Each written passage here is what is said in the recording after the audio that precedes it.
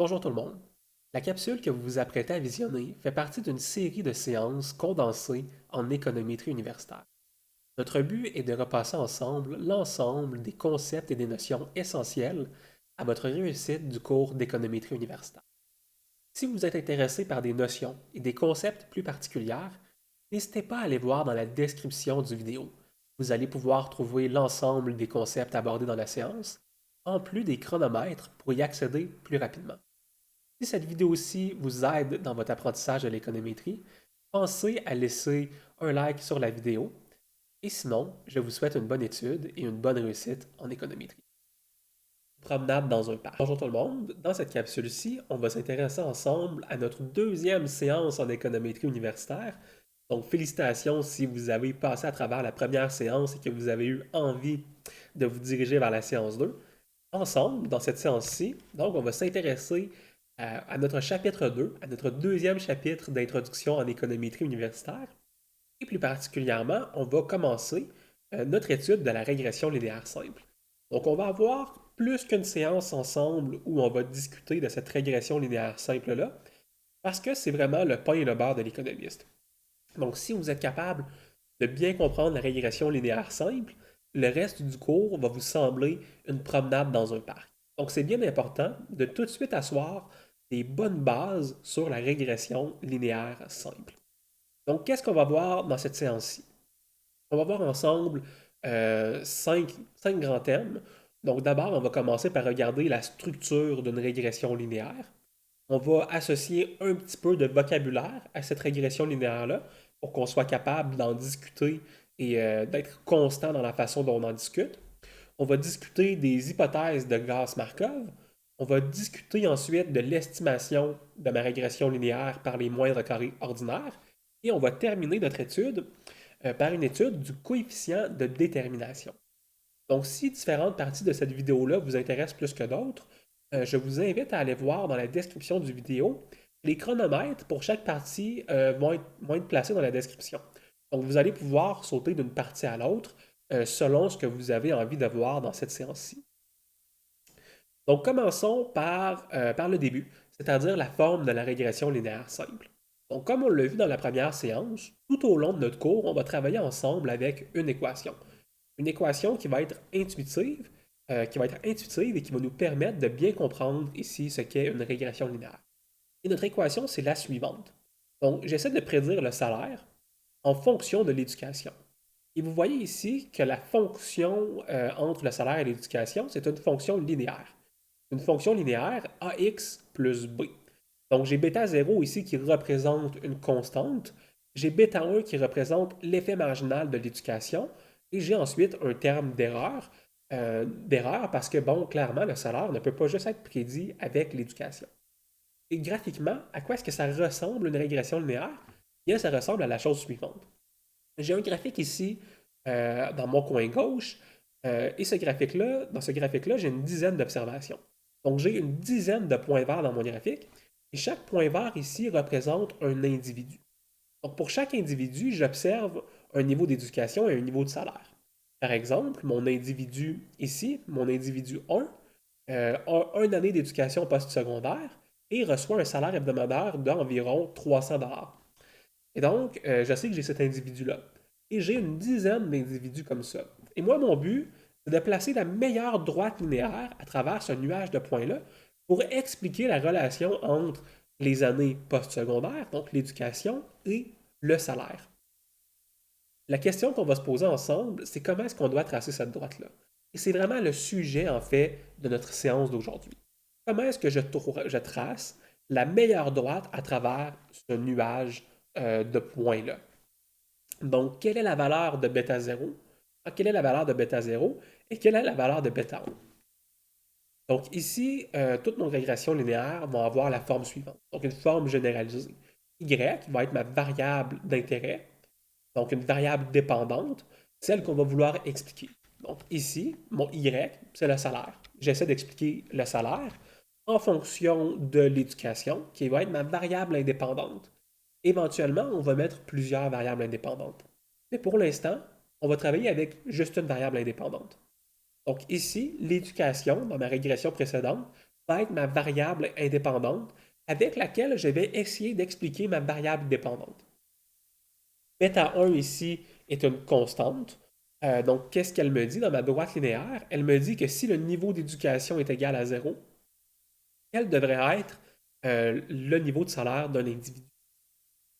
Vous avez ensuite bêta 2 qui va représenter l'effet marginal de ma variable explicative. Donc, combien est-ce qu'une année d'éducation m'apporte d'effet sur le salaire dans le cas de mon exemple précédent? On peut également dire que c'est la pente de ma droite linéaire. Donc ici, vous voyez que j'ai une pente positive sur ma droite. Eh bien, cette pente-là est déterminée par le coefficient ici bêta 1 ou encore bêta 2, là, dépendant de la forme de ma régression linéaire. Et vous avez finalement un terme d'erreur ici. Donc le terme d'erreur me dit la chose suivante. Elle me dit oui, je peux en partie expliquer le salaire en fonction du niveau d'éducation. Mais est-ce que c'est juste le niveau d'éducation qui compte dans l'établissement du salaire? Est-ce qu'il n'y aurait pas d'autres facteurs qui compteraient? Eh bien, absolument. Hein, vous n'allez pas réussir à parfaitement prédire le salaire d'un individu juste en regardant son éducation. Eh bien, le terme d'erreur, c'est ce qu'il nous dit. Il nous dit, lorsque tu prends en compte le niveau d'éducation, eh bien, qu'est-ce que tu n'es pas capable d'expliquer dans le salaire? Ça va être notre terme d'erreur. Donc ici, j'ai une régression linéaire. J'ai déjà graphiquement calculé, j'ai déjà calculé ma régression linéaire. Donc j'ai les mêmes 10 points qu'on a vus au précédemment. Hein, j'utilise encore les mêmes données, ça ne change pas. J'ai mon graphique ici. Et ce que j'ai fait, c'est que j'ai déjà pris la liberté de calculer de mon côté la régression linéaire. Donc j'ai pris l'opportunité de calculer bêta 1 et bêta 0. Donc bêta 0 ici, c'est ma constante. Et bêta 1, c'est l'effet marginal de l'éducation. C'est mon équation ici. Donc pourquoi est-ce que je m'intéresse à ça? Eh bien, je m'intéresse à ça pour vous montrer un petit peu comment on est capable de calculer le terme d'erreur. Et ici, j'ai écrit le terme d'erreur, mais le bon terme, ce serait de parler de résidu. Donc, lorsque vous êtes dans une régression linéaire avec votre échantillon de données, on parle de résidu. Donc, si je vous donne l'exemple, j'ai un individu qui a un salaire de 300 $. C'est mon premier individu. Et mon individu ici a une année d'éducation. Hein, c'est mon point ici en bas à gauche dans mon graphique. Et donc, ce que je vous demande de faire, c'est de regarder votre régression. Hein, moi, mon but avec ma régression, c'est de dire, si j'ai un individu qui a une année d'éducation, quel devrait être son salaire? Hein, quel devrait être son salaire grâce à ma régression linéaire? Donc, ma régression linéaire me dit que le salaire de cet individu-là devrait être de base. Donc, s'il n'avait aucune année d'éducation, son salaire devrait être de 240 et 23 $. Mais là, en plus de ça, il a une année d'éducation. Donc, à ça, ajoutons 48 et 182 $. Ça me dit que mon individu devrait avoir 288,412 $. Donc, ici, ma régression linéaire, elle tente d'expliquer le salaire pour tout mon échantillon. Et donc, c'est normal de faire des erreurs. Je ne prédis pas parfaitement le salaire de chacun de mes individus. Donc, moi, je sais que mon individu avait un salaire de 300 $ et je lui ai prédit qu'il aurait un salaire de 288,412. Donc, qu'est-ce que j'ai fait? J'ai fait une erreur. J'ai fait une erreur de 11 et 588 $. J'ai sous-estimé son salaire par 11,588 $. On peut faire la même chose pour chacun de mes individus. Donc, pour chacun de mes individus, je vais faire une erreur. Je vais donc observer en tout 10 résidus dans mon échantillon. Donc, je vous laisse ici, à titre d'exercice, de calculer quelle serait l'erreur commise pour mon individu ici avec 10 années d'éducation. Donc, moi, j'ai un individu avec 10 ans d'éducation qui gagne un salaire de 690 $. Mais ma régression linéaire dit que son salaire serait autre chose. Donc, commencez par trouver quel est le salaire que je prédirais pour cet individu-là avec ma régression linéaire. Et ensuite, quelle serait l'erreur? Est-ce que je sous-évalue ou est-ce que je surévalue son salaire? Donc, je vous laisse faire ça à titre d'exercice pour vous pratiquer avec la régression linéaire. Notre but maintenant, ça va être de faire la chose suivante. Moi, je vous ai montré, en fait, moi, j'ai moi-même calculé de mon côté cette régression linéaire-là. J'ai trouvé ces chiffres-là sans vous montrer comment j'ai fait pour les trouver. Maintenant, le but de notre séance ensemble, c'est d'apprendre à aller calculer ces chiffres-là. Et pour faire ça, ça va nous prendre quelques hypothèses. et c'est les hypothèses qu'on appelle les hypothèses de Gauss-Markov. Donc, il y en a plusieurs des hypothèses, hein. C'est des hypothèses qui vont nous permettre de s'assurer que notre régression linéaire va être d'abord faisable et ensuite qu'elle va être valable. Il y en a plusieurs, on va se concentrer sur les plus importantes. Les plus importantes, ça se trouve être d'abord qu'il va y avoir de la variance dans notre variable indépendante et la moyenne conditionnelle de l'erreur qui va être nulle. Donc, c'est les deux hypothèses les plus importantes. Regardons quand même les autres. Donc, d'abord, la relation entre la variable dépendante et indépendante est linéaire. C'est-à-dire que nous, on essaie de trouver l'effet ici entre l'éducation et le niveau des salaires. Eh bien, si cette relation-là entre le niveau d'éducation et le salaire n'est pas linéaire, donc si c'était par exemple plutôt une courbe, eh bien là, on serait assez mal barré à essayer de tracer une courbe à travers des données qui ne sont pas vraiment linéaires, qui n'ont pas de relation linéaire. On va avoir également besoin d'observations ici aléatoires et indépendantes, donc choisies aléatoirement à travers ma population, comme c'est le cas lorsqu'on travaille avec des données transversales. C'est aussi important parce que, bon, on essaie de faire de l'inférence statistique pour une population, hein, c'est-à-dire que moi, j'ai ici un échantillon de 10 individus et j'essaie d'expliquer la relation entre le niveau d'éducation postsecondaire et le salaire d'un individu.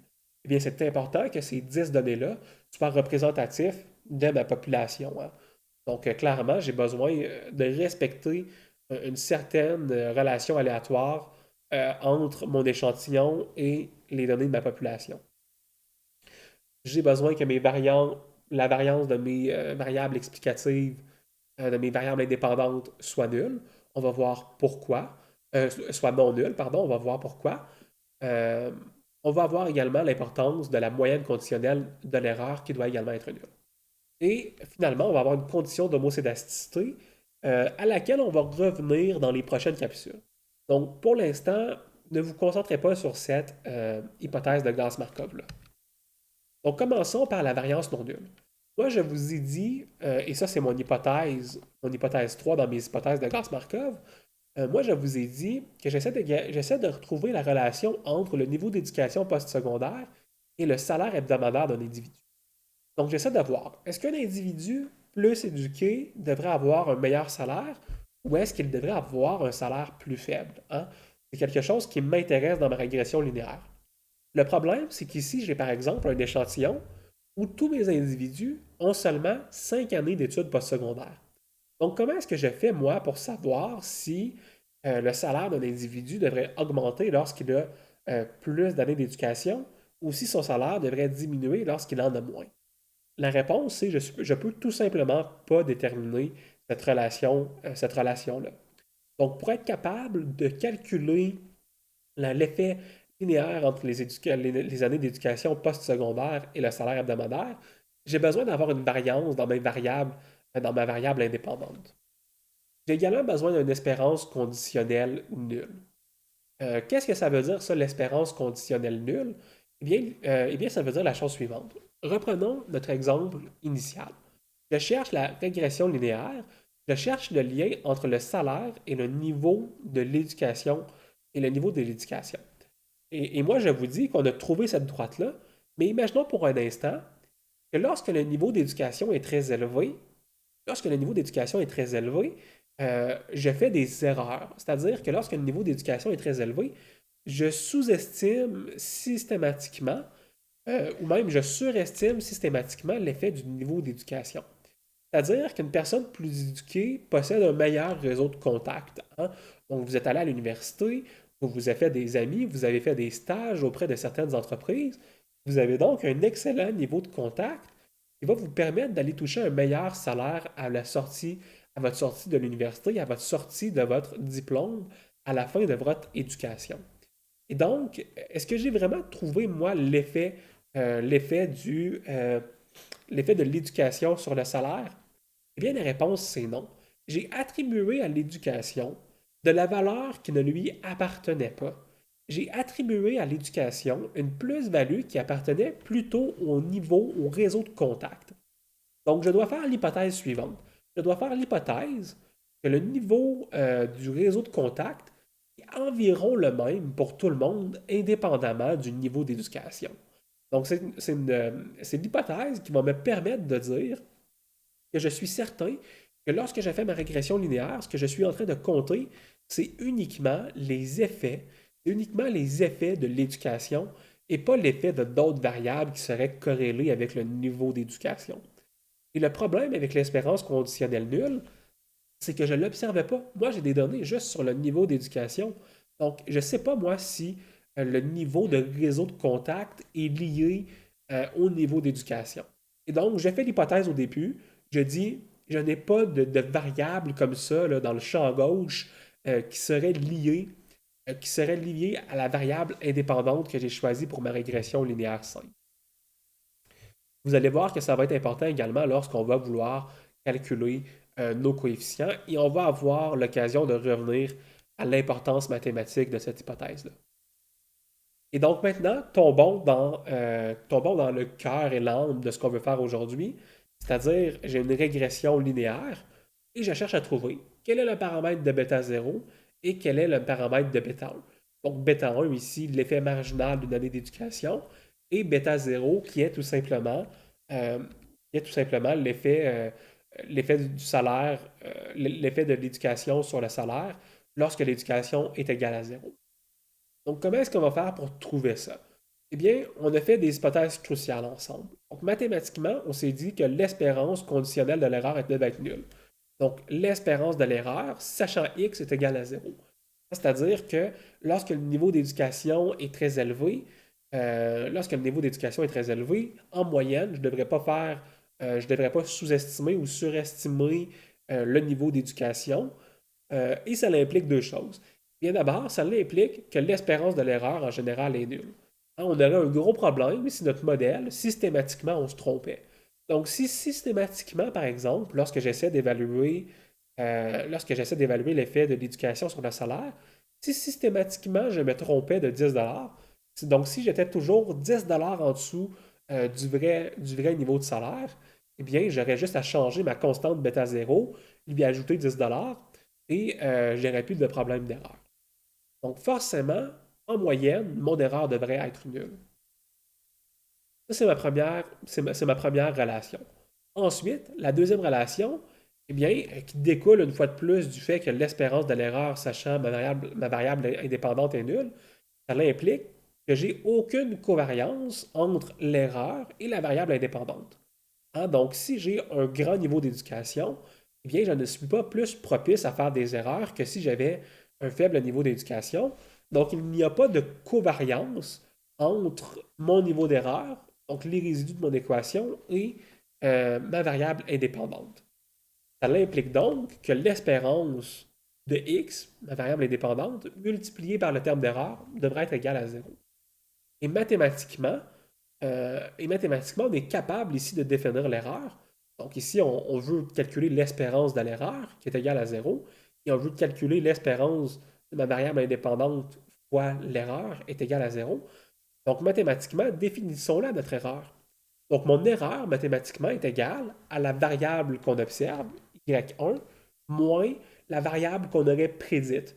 Donc moi, j'aurais prédit un niveau de salaire en fonction de l'éducation, donc bêta 0 plus bêta 1 fois le niveau d'éducation de mon individu. Eh bien, ça, c'est la variable de salaire que j'aurais estimée. Je regarde le vrai salaire de mon individu et la différence entre le vrai salaire de mon individu et celle que j'ai estimée, eh bien, ça va être mon terme d'erreur, ça va être mon résidu. Et donc, mathématiquement, je suis en train de vous dire, je veux que l'espérance de mes résidus soit égale à 0 et je veux que l'espérance de mes résidus multipliés par ma variable explicative soit également égale à 0. Donc, regardons ces deux équations-là, définissons-les mathématiquement. L'espérance de mon erreur va être égale à yi, mes vraies variables observées, moins la variable prédite pour cet individu-là. Donc, pour cet individu-là, j'ai un niveau de salaire, j'ai un bêta 1 et j'ai un bêta 0 que je vais vouloir définir. Et je sais que je veux l'espérance, donc je vais diviser le tout par n. Et donc, ça me donne l'espérance du terme d'erreur qui doit être égale à 0. J'ai fait la même chose pour ma covariance. Je sais que mon espérance de ma variable explicative multipliée par mon terme d'erreur doit être nulle. Donc ici, j'ai xi, qui est ma variable indépendante, multiplié par le terme d'erreur, qui est déterminé par yi moins bêta 0 plus bêta 1 fois xi, c'est-à-dire la variable que j'aurais, le salaire que j'aurais estimé par ma régression linéaire. Donc, j'ai mon terme d'erreur multiplié par xi et je veux son espérance, donc je divise le tout par n et je veux que cette espérance-là soit également nulle. Vous avez donc un système d'équations un système d'équations linéaires à deux équations et deux inconnues. Je cherche les valeurs pour bêta 0 et je cherche les valeurs pour bêta 1. Donc, je pourrais solutionner ce système d'équations linéaires-là. Et je ne ferai pas cette démonstration-là avec vous, tout simplement parce que c'est quand même long à résoudre. Et typiquement, dans un cours de baccalauréat, on ne vous demandera pas nécessairement de résoudre mathématiquement cette équation-là. Ce que je vais vous montrer, c'est une fois qu'on a résolu cette équation-là, eh bien, on est capable de trouver une expression mathématique pour les paramètres. Donc, laissez-moi ici juste boire une gorgée, reprendre mon souffle un petit peu pour vous parler de ces coefficients-là.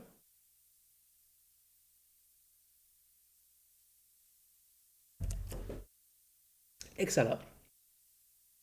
Donc, nous avons ici deux coefficients. Donc, deux coefficients, bêta 1 et bêta 0. Donc, laissez-moi retourner à ma régression linéaire. Donc, on a estimé ensemble on veut estimer bêta 0 et on veut estimer bêta 1. On a vu qu'on pouvait faire ça par moindre carré ordinaire grâce aux conditions qu'on a placées avec nos hypothèses de Gauss-Markov. Et lorsqu'on résout ce système d'équations linéaires-là, on est capable de trouver une valeur pour bêta 1 et pour bêta 0. Donc, bêta 1, c'est l'effet marginal, c'est la pente de ma régression linéaire. Et bêta 1 va me dire la chose suivante, elle va me dire quel est l'effet d'une augmentation du niveau d'éducation sur le salaire d'un de mes individus. Et mathématiquement, l'expression pour ce niveau-là, hein, cette expression-là, bêta 1, cet effet marginal-là, va être égal à la sommation des xi moins x bar, donc x moyen ici, la moyenne de la variable indépendante, multipliée par yi moins y bar, qui est la moyenne de la variable dépendante. Et cette expression-là, c'est simplement égal à la covariance entre la variable x et la variable y. Mais là, vous allez me dire, un instant, Marc-André, l'équation pour la covariance, est-ce qu'on n'est pas censé diviser par n également? Oui, vous avez raison. La covariance, c'est ce terme-là au numérateur divisé par n. Mais pourquoi est-ce que je n'ai pas besoin de diviser par n ici? Eh bien, parce que regardez mon dénominateur. Mon dénominateur, vous avez xi moins x moyen exposant 2.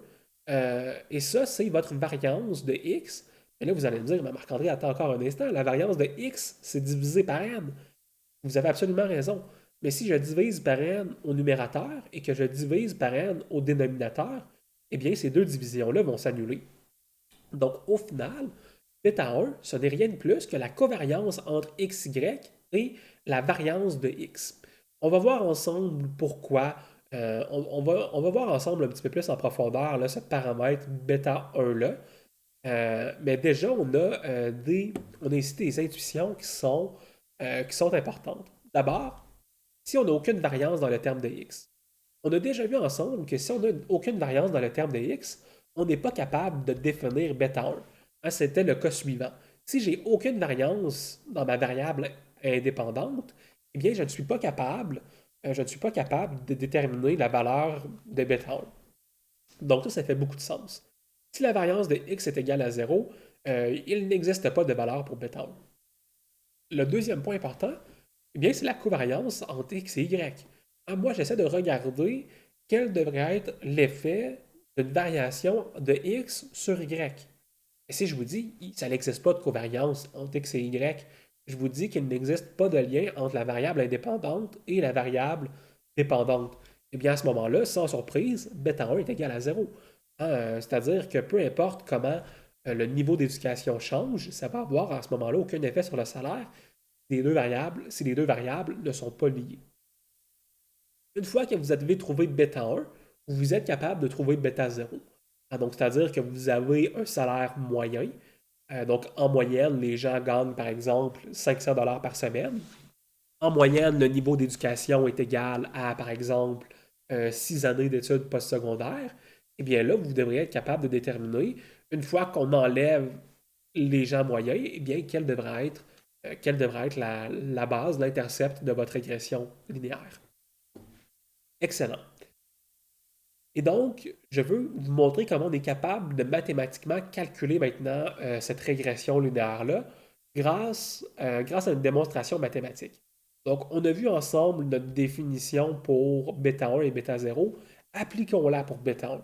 Donc, appliquons-la ensemble avec un échantillon de données avec juste 3 observations pour garder ça très simple. Donc, vous avez un niveau d'éducation et vous avez un salaire observé pour 3 individus. Donc, j'ai un individu avec une année d'éducation et 300 dollars comme salaire. J'ai un individu avec 5 années d'éducation et un salaire hebdomadaire de 500 dollars. Et j'ai un individu avec 10 années d'éducation et un salaire hebdomadaire de 690 dollars. Et je cherche à trouver quelle devrait être la variable bêta 1. Je suis capable de calculer cette variable bêta 1-là. Comment est-ce que je vais faire? Eh bien, d'abord, retournons à notre équation ici, ça va me prendre x bar et y bar, c'est-à-dire y moyen et x moyen. Donc, calculons-les. 1 plus 5 plus 10 divisé par 3, ça va me donner un x moyen ici de 5,33 et ça va me donner un y moyen de 496 et 66. Donc, on peut calculer la covariance entre x et y. Donc, la covariance entre x et y va être égale à xi moins x moyen multiplié par yi moins y moyen. Donc, j'ai ici xi 1 moins 5,33 multiplié par 300 moins 496,66 et je fais la somme pour chacun de mes individus. Ça va me donner un numérateur de 1753,33. Donc, j'ai trouvé ici un élément qui allait être proportionnel à ma covariance. C'est-à-dire que ma covariance, je devrais encore diviser ça par n. Mais je n'ai pas besoin de le faire ici. Je n'ai pas besoin de diviser par n parce que je sais que je vais devoir diviser par n aussi à mon dénominateur. Excellent. J'ai également besoin de calculer la variance de ma variable indépendante. Donc, ici, j'ai 1, 5 et 10. Calculons-la, cette variance-là. J'ai 1 moins 53, moins 5,33 au carré, plus 5 moins 5,33 au carré, plus 10 moins 5,33 au carré. Ça va m'être égal à 40,66. Donc, vous avez ici ma variance, en fait, une variance, un indicateur proportionnel de ma variance, parce que je n'ai pas divisé par n. On peut maintenant calculer bêta 1. Sans surprise, bêta 1 va être égal à la covariance divisée par la variance.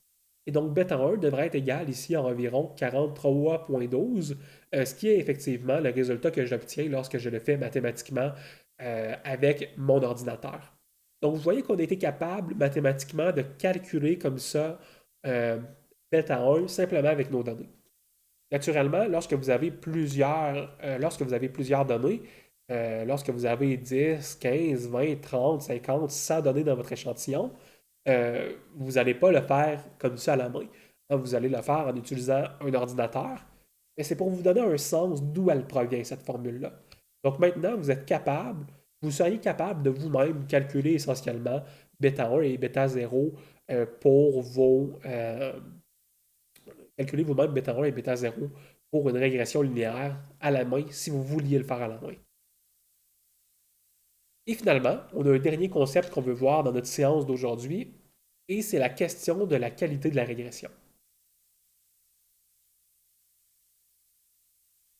Et c'est un problème qui est important, c'est-à-dire que moi, j'ai essayé d'expliquer ce qu'on a vu ensemble en fait depuis le début de la séance, c'est qu'on essaie d'expliquer le salaire hebdomadaire d'un individu en fonction de son niveau d'éducation postsecondaire.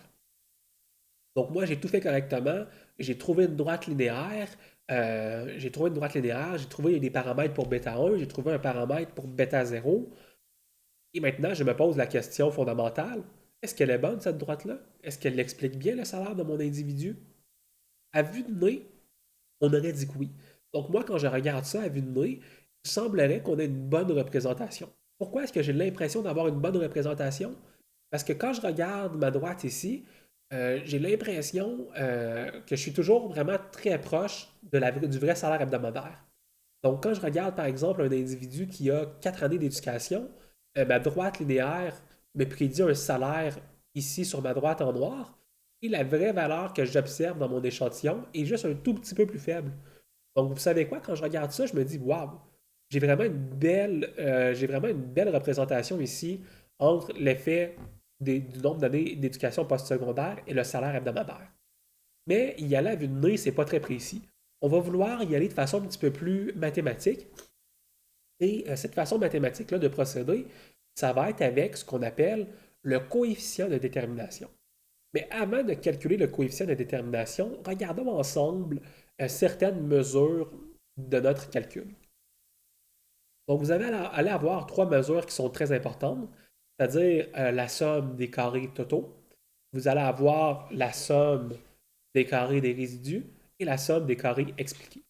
Donc, commençons par regarder la somme des carrés totaux. La somme des carrés totaux, c'est la suivante. Donc, c'est-à-dire la variance essentiellement dans Y. Ici, une fois de plus, on devrait diviser par n, là, mais on ne divisera pas. Là, la variance va être proportionnelle à notre mesure.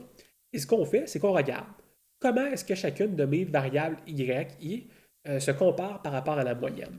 Donc, est-ce que j'ai beaucoup ici de variance dans mes données y? Une fois que j'ai cette variance-là dans les données y, eh bien, il se trouve que je suis capable de décomposer cette variance-là. Capable de vous dire, moi, j'observe une variance dans y, naturellement dans mon échantillon, mais une fois que j'ai créé ma régression linéaire, j'en explique une certaine partie. J'explique une partie de cette variance-là de mon échantillon. Donc, comment est-ce que je suis capable de vous prouver ça? Je sais que YI dans mon échantillon, ce n'est rien de plus que le YI que j'ai estimé. Hein? Moi, j'ai estimé un YI avec ma régression linéaire, mais j'ai fait une petite erreur. Donc, quand je combine mon erreur et la variable YI que j'ai estimée, eh bien, ça devrait m'équivaloir à YI qui est observé dans mon observation. Donc, ici, je complète mon équation. Donc, j'ai mon équation ici. YI moins Y bar au carré devrait donc être égal au YI estimé plus le résidu, l'erreur dans mon estimation de YI, moins Y bar exposant 2. Donc, j'ai juste changé ici un petit peu là, le terme de YI. Je peux continuer à développer cette équation-là. Hein. Donc, si je développais cet exposant-là, vous arriveriez au final à cette équation-ci.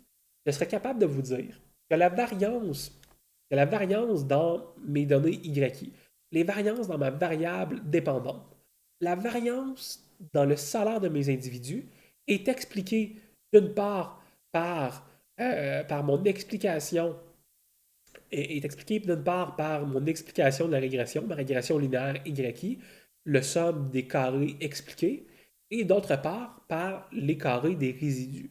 Donc vous avez une partie de cette variance-là que je ne suis pas capable d'expliquer. Hein, c'est le somme du carré des résidus. Je ne suis pas capable d'expliquer avec ma régression pourquoi parfois je fais une erreur dans l'estimation de mes salaires avec mon éducation. Mais par contre, je suis capable d'expliquer une partie de ma variance. Je suis capable de dire que parfois le salaire devrait être égal à 300 parce que j'observe par exemple que mon individu a une année d'éducation. Donc je suis capable d'expliquer une partie de cette variance-là. Et ensemble, on peut donc calculer le coefficient de détermination. Et ce coefficient de détermination-là va prendre la forme suivante. Donc le R carré va être égal à la somme des carrés expliqués. Donc tout ce que je suis capable d'expliquer dans la variance, toute la variance que je suis capable d'expliquer à l'aide de ma régression linéaire, divisé par toute la variance de mon problème. Ce coefficient de variation-là, ce coefficient de détermination-là plutôt, va donc devoir varier entre 0 et 1. Donc pourquoi est-ce qu'on varie entre 0 et 1? Eh bien, j'ai mon dénominateur qui explique, qui est toute la variance de mon échantillon. Donc dans mon échantillon, j'ai toute une variance dans mes variables YI. Et moi, ce que je regarde au nominateur, c'est la variance que je suis capable d'expliquer. Donc, la variance que je suis capable d'expliquer, au mieux, va être égale à toute la variance de mon échantillon. Donc, je ne suis pas capable d'expliquer plus de variance que ce qu'il existe dans mon échantillon. Hein. Donc, clairement, ici, y moins y bar au carré représente la variance maximale qu'on peut expliquer. Si j'avais par exemple un R carré qui est égal à 1, ça voudrait dire que YI chapeau, donc YI chapeau moins Y bar au carré, devrait être égal au dénominateur. Donc, c'est-à-dire que j'expliquerais toute la variance qui est expliquée dans mon équation par ma régression linéaire serait toute la variance que j'observerais dans mon échantillon. Et donc, forcément, ici, ça voudrait dire forcément que mon échantillon, que ma régression linéaire explique parfaitement la variance de mon échantillon. Donc, plus on se rapproche de 1, plus notre régression linéaire est forte. L'inverse est aussi vrai. Imaginez-vous une régression linéaire qui explique absolument rien. J'explique aucune variance. J'explique aucune variance. Donc, vous devriez avoir une régression linéaire qui tend vers, qui va avoir ici une variance expliquée qui tend vers 0 et donc un R carré qui est égal à 0. Et attention ici, c'est pas parce que j'ai un coefficient de détermination faible que la variable dépendante est mauvaise. Donc, je peux avoir une variable dépendante qui est très forte. Je pourrais avoir une relation certaine entre les années d'éducation et le salaire hebdomadaire. Hein. Je sais que cette variable-là est absolument bonne. Je suis convaincu que le niveau d'éducation permet d'expliquer le salaire hebdomadaire. Mais par contre, euh, même si je suis certain de ça, même si je suis certain que l'éducation me permet d'expliquer en partie, à tout le moins, le niveau de salaire, ça ne veut pas dire que l'effet va être fort. Donc, ça ne veut pas dire, même si je suis sûr à 100%, hein, je suis sûr à 100%, l'éducation a un effet sur le salaire, eh bien, si cet effet-là est faible, si l'effet n'est pas très important, je ne vais pas avoir un gros coefficient de détermination. Donc ici, je répète, je veux cogner le clou parce que c'est une erreur qui est faite fréquemment par des étudiants qui étudient les coefficients de détermination. Un faible coefficient de détermination ne veut pas dire que votre variable indépendante n'est pas bonne. Votre variable indépendante peut être parfaite. La relation peut ne faire aucun doute entre votre variable indépendante et votre variable dépendante, mais vous allez encore obtenir un coefficient de détermination faible. Et c'est donc là-dessus que je vais clore notre séance. Donc, qu'est-ce qu'on a vu ensemble aujourd'hui? On a vu plusieurs choses. On a vu comment calculer la régression linéaire à partir des moindres carrés ordinaires. On a vu comment on était capable de représenter graphiquement et interpréter une régression linéaire. Dans la prochaine capsule, on va vraiment approfondir ces notions-là. Et donc, c'est important pour vous de maîtriser le contenu de la séance d'aujourd'hui avant de passer à la prochaine. Parce que dans la prochaine séance, on va regarder ces équations-là qu'on a développées pour nos coefficients, pour bêta 1 et bêta 0, et on va s'intéresser vraiment en profondeur à ces coefficients-là. On va vraiment plonger profondément. On va plonger profondément dans notre explication de bêta 1 et de bêta 0. Donc, j'espère que vous avez apprécié cette capsule-ci et j'espère vous revoir dans la prochaine capsule.